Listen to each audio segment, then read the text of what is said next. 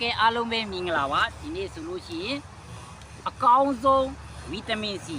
သွားဖို့ပေးမှာဖြစ်ပါတယ်တပါကင်ဝယ်ထားတာတဖာကုန်သွားပြီနော်ဒါအခု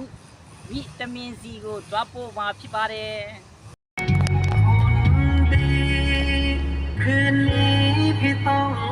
อยู่เองโอ้ทหารเกณฑ์ติดเวรไปไหน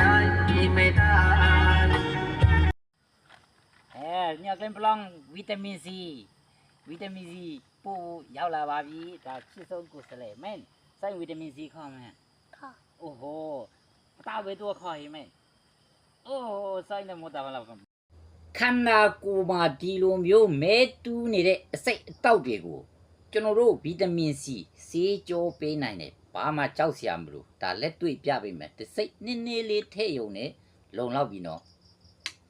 ဒီလိုမျိုးမဲတူးနေတဲ့အစိတ်အတောက်တွေကိုတစ်ဖြည်းဆေးကြောပေးနိုင်တယ်ဒါ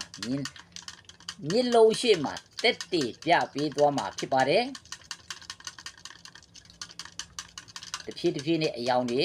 သွေးတွေတဆင်ကျလာတယ်